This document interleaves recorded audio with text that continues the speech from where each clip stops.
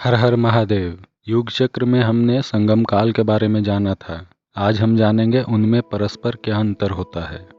उससे पहले पिछला पाठ दोहरा लेते हैं।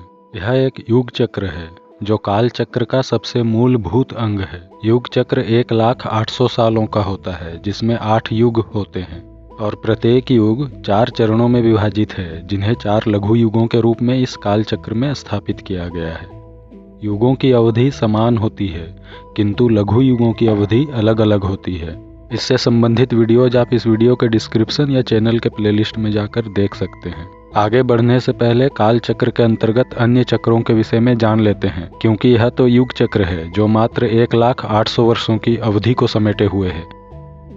जब ऐसे ही 36 युग चक्र बीतते हैं तो एक मनु चक्र पूरा होता है, जिसकी पूरी अवधि 36,28,800 वर्षों की होती है, जिसमें 288 युग होते हैं। फिर इसी तरह जब 12 मनु चक्र पूरे होते हैं, जिसके अंतर्गत 432 युग चक्र आते हैं, तो एक भैरव चक्र पूरा होता है। इसी प्रकार जब 64 भैरव चक्र पूरा होता है तो एक आदित्य चक्र पूरा होता है। फिर जब 12 आदित्य चक्र पूरे होते हैं तो एक काल भैरव चक्र पूरा होता है। इसी प्रकार रुद्र चक्र, महाकाल चक्र, महादेव चक्र, शंभु चक्र, शंकर चक्र, शिव चक्र और हर चक्र, यही हर चक्र ही काल चक्र है।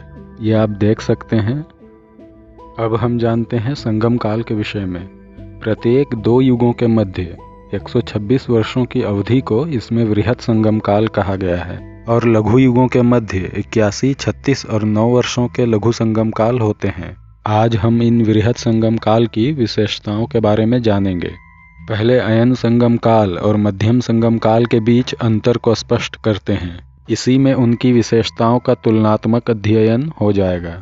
इसमें आप देख सकते हैं अयन संगम काल, जिसके अंतर्गत सूर्य, वायु, सोम और अग्नि आते हैं। मध्यम संगम काल, जिसके अंतर्गत कुबेर, यम, इंद्र और वरुण के संगम काल आते हैं। तो अब इनके बीच अंतर को देखते हैं। अयन संगम काल के मानवों को वास्तविक काल गणना का ज्ञान होता है, जबकि मध्यम संगम काल के मानवों को काल गणना का ज्ञान नहीं होता। कब संगम काल आरंभ हुआ, लोग इससे अनभिज्ञ रहते हैं। अयन संगम काल में अवतारों के संबंध में की गई भविष्यवाणियां शुद्ध रूप में उपलब्ध होती हैं, किंतु आवश्यक नहीं कि वह जनमानस की पहुंच में हों।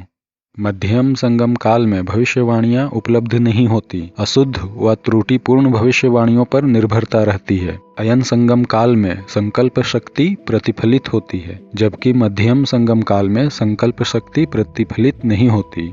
अयन संगम काल में मंत्र शक्ति सभी के लिए चैतन्य होती है, जबकि मध्यम संगम काल में मंत्र शक्ति सभी के लिए चैतन्य नहीं होती। अयन संगम काल में तंत्र शक्ति शुद्ध एवं जागृत होती है, जबकि मध्यम संगम काल में तंत्र शक्ति अशुद्ध एवं अर्ध जागृत होती है।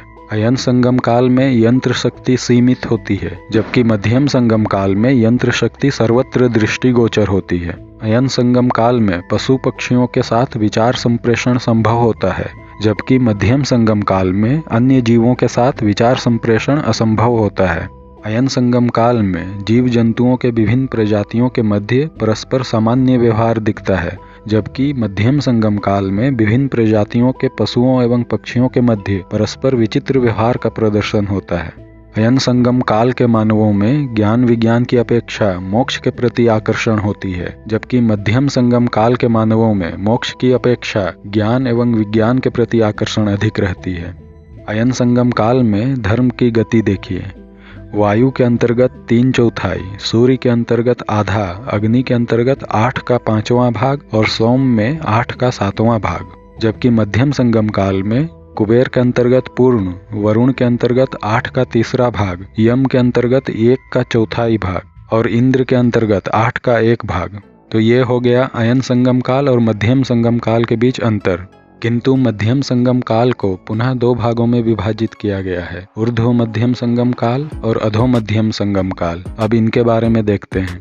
ऊर्ध्व मध्यम संगम काल के अंतर्गत कुबेर और यम आते हैं, जबकि अधो मध्यम संगम काल के अंतर्गत इंद्र और वरुण आते हैं। इनके बीच अंतर को स्पष्ट करते हैं।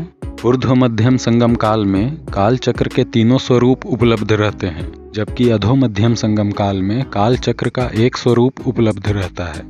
ऊर्ध्व मध्यम संगम काल में भविष्यवाणियां आकाशवाणी के द्वारा प्राप्त होती हैं, जबकि अधो मध्यम संगम काल में भविष्यवाणियां अपने मूल स्वरूप में नहीं रहती। ऊर्ध्व मध्यम संगम काल में काल चक्र का पुनरुत्थान होता है, जबकि अधो मध्यम संगम काल में काल चक्र का पुनर्विसर्जन होता है। ऊर्ध्व मध्यम संगम काल में संकल्प शक्ति सदाचार के प्रति आकर्षित होती है, जबकि अधो मध्यम संगम काल में संकल्प शक्ति दुराचार के प्रति आकर्षित होती है।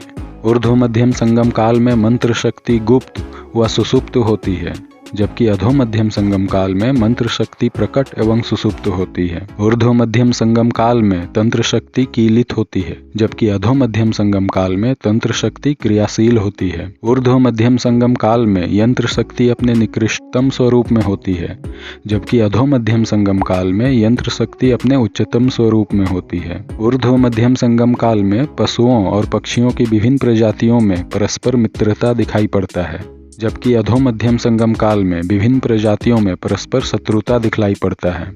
ऊर्ध्व मध्यम संगम काल में अवतार के संबंध में जानकारियां उपलब्ध होती हैं, जबकि अधो मध्यम संगम काल में अवतार की जानकारियां उपलब्ध नहीं होती।